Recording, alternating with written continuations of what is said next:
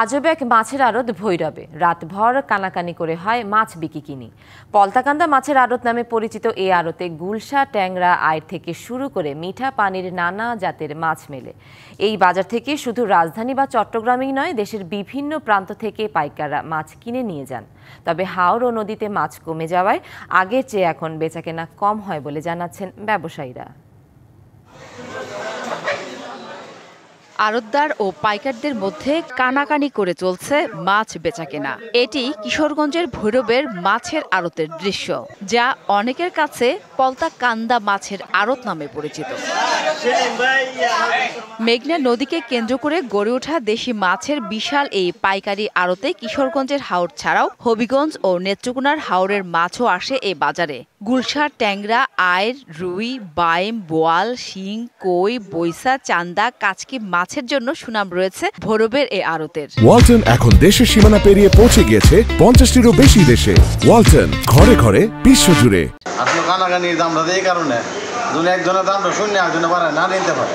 আর কানাকানি দামটা বললে একজনে আর পুরকে ফরকে দামটা করে নিতে পারে না। ইলিশ মাছ, চিংড়ি মাছ, বাইলা মাছ, যাবতীয় অনেক ধরনের মাছ আছে। রুই, কাতল, আইড় বল থেকে তৈরি।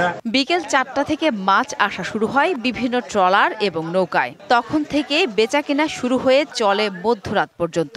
এগুলো সব ভালো মাছ, মেঘনা নদীর মাছ, খাইতে খুব সুস্বাদু, দেখতেও খুব সুন্দর। পাইকারি রেটে এরা নিয়ে এদের বাজারে, খুচরা বাজারে বিক্রি করে।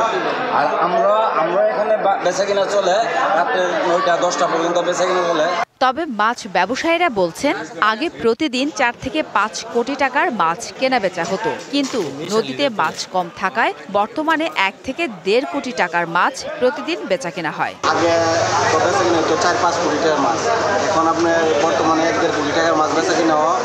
সুনামগঞ্জ, সিলেট বিভিন্ন জেলা থেকে এখানে ব্যাপারীরা মাছ নিয়ে আসে, পাইকাররা আবার এখান থেকে ঢাকা নিয়ে যায়। হাওর ও নদ নদীর মাছের উৎপাদন বাড়াতে সঠিক উদ্যোগেরও আহ্বান ব্যবসায়ীদের। এখন বর্তমানে মাছ কম কারেন্ট জালে উকি করছে, পরে লিঙ্ক জালে বন্ধ করে দিছে। প্রশাসনের কাছে আমার দাবি যাতে লিঙ্ক জাল, কারেন্ট জাল এগুলি যাতে নদীতে বন্ধ হয়ে যায়।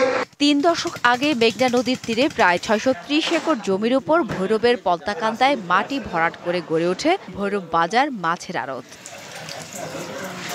DBC news desk.